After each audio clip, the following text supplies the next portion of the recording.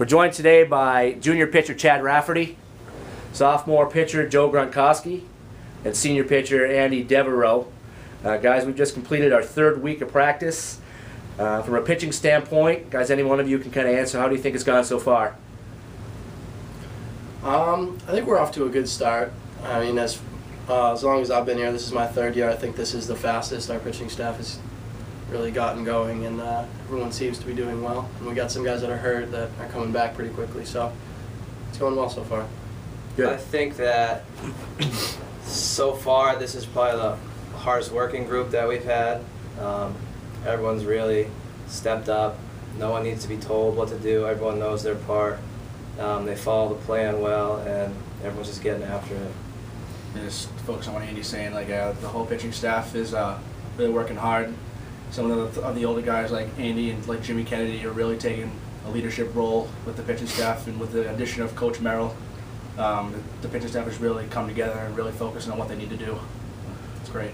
Speaking of Coach Merrill, Steve Merrill, addition to the staff this year, he's going to be bullpen kind of pitching coach. He's doing a little bit of both. You guys, how do you think Coach Merrill's fit in so far? What is he, teaching you guys? How's it going with Coach so far? He obviously knows his stuff. I think right now he's taking a back seat, trying to get used to the program. But as we've gone on, he's stepped up a little bit, and he's working with everyone individually. But right now, you obviously can tell that he knows what he's doing, but he wants to learn the program before he dives right in. Yeah, he's like really trying to work with us and really trying to learn the certain points of emphasis and all the things that we do that Coach Sanborn tries to teach us. It's just really asking each pitcher what they think about some things. He asks us as a group what's point of emphasis. We go over all of the different things that Coach Sanborn preaches to us about pitching, and he's really trying to learn how we do things around here. Yeah, it's good to just have a guy who seems to really know baseball and knows a lot about it. I think he's in the Maine Baseball Hall of Fame, so he's been around for a while, and he seems to know a lot about the game, so it's good to have him. No doubt about it. Good addition to the staff. Raf, this is your third year. Just kind of talk about the progression of pitching as far as the weeks of practice go along. To those who might not know how a college baseball spring practice works, go from captain's practices leading up to throwing bullpens and then going into live. Just kind of describe that for us. Well, when we get back and we start captain's practices basically immediately, and that's really just everyone's trying to get their arm in shape and ready for when the real practices start with the coaches. And then, we take it pretty quickly. I think we were throwing live on the third day of practices here. We were all throwing bullpens on the first day. So, it gets going pretty fast. You have to keep your arm in shape and make sure you're not throwing if you shouldn't be. So, it goes fast, but it's all, we've all been doing a pretty good job with it. And you and Grunts, of course, are starters. You guys build up your pitch count as you go along. Where are you at right now with your pitch count? Right now we're up to 50 pitchers when we throw live. I'm sure next week or the week after he'll get us up to 75. Then at the end we're going to get us up to 90, which will be probably the last week before we go to Florida. So it's he really wants to progress quickly, but he's not doing it at a pace where he's going to kill our arms. He's doing it at a very steady pace, so we can still throw all our pitches and still have enough time to rest and ice and recuperate before our next start.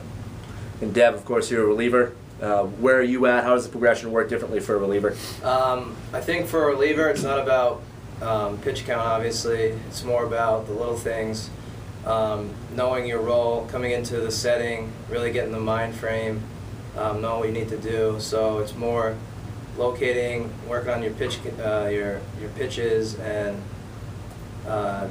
whereas a starter needs to really build up the endurance, I think a reliever is more about getting his pitches down right, the way they're moving, and really just focus on getting the batters out. That's their job. So. Well, one of the biggest differences between a high school practice and a college practice, I think, from a pitching standpoint, is you guys are throwing live, 2 live hitters. It's very beneficial for both sides. Guys, talk about that a little bit, how that goes, the competitive nature of it. You guys are all buddies with the position players, obviously. Talk about the live setting that we have here at St. Joe's for our practices. Yeah, it's a pretty competitive setting. These guys are your friends or your teammates, but at the same time, you want to get them out just like they're an opponent, especially maybe if a guy's your roommate or something.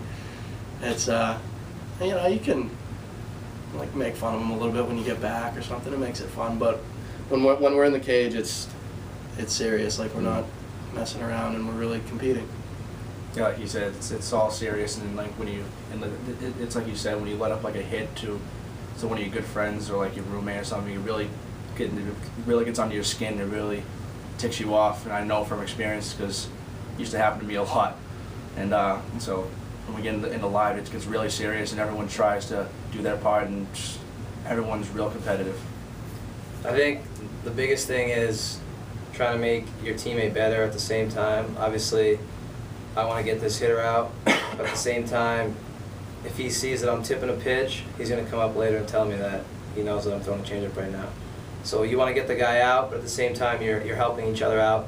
If I'm locating on the outside and I see that he's not going to hit it every time, I might take him aside after practice and say, I think the outside pitch is what you should work on in the next practice. So I think as much as you want to get the guy out, he's still your teammate, and you help build each other's game. Great, that's a good answer. Now, rapid fire here. First name that comes to mind when facing a teammate in live. Who is your favorite hitter to face? Rafferty. So far this year, it's been Corey LaPierre, because I've just owned him. Grunts. Gonna have to go with Lincoln Sanborn. I love facing Lincoln when I strike him out. It's great. Mine's definitely Markakis. We have a little thing going on, so every time I get him out, it's a little chip off the shoulder, bragging rights. All right, flip side of that, let's go around again. The guy you don't want to see. Is there one guy that Oh yeah. that just kind of has your number, it seems like, in live? Raf? No one comes to mind right away, but me and Mike Pratt kind of had a thing going back and forth. I don't want to talk about it, but Grunts. Mike Pratt. Mike Yep. Pratt yesterday hit a bomb off me in the cage that hasn't landed yet. So me and him have a little rivalry going. Deb. I think mine's Joe Coyne. Huh. Freshman. Yeah, he hit me around in the fall. I noticed, and Yeah. I don't think I faced him too many times in live, but I've heard he's been doing real well. I think they said he went 5 for 6 yesterday or something. Wow. So it's pretty impressive. Wow, very good. Now, all three of you are upperclassmen. Grunt's the youngest guy in the group here today. That's the question I like to ask. What is a memory that you've had so far at St. Joe's baseball that kind of sticks out that you think will stay with you for quite a few years? Could be something funny, could be something that happens on a road trip, or it could be a game. Anything at all that kind of sticks out that you know that'll stay with you? Just the GNAC championship last year. Just Yeah. being at home, being in the great weather, having all the fans sitting up on the hill, just watching everyone, and just had that last hit by Dan Brown, and then a double play that ended. It was just poetry in motion. It was unreal. It was probably one of the best memories I've ever had in baseball, and it's probably never going to forget it for the rest of my life. And your celebratory dance, no one's ever going to forget that. Absolutely not. Probably the best dances on the team. I think mine is the 2010 GNAC championship down in Rhode Island when we beat Suffolk with Craig Woodbury's single through the right side. We just lost it. I think that was the best memory so far. I think mine's got to be the run we made at it in the regionals my freshman year. It was just, we were just such underdogs coming into it, and then we lost that first game, and then we just came back and had such a great run and really had a shot at it. And it was a great senior class and a great group of guys, and that's just something I'll remember. Definitely. Well, guys, the pitching staff's looking pretty sharp. Could be one of the better ones around. You guys will all be huge pieces of it. Thank you for your time today. Good luck the rest of the practice session and for the season. Thank you. Thanks. Thanks, guys.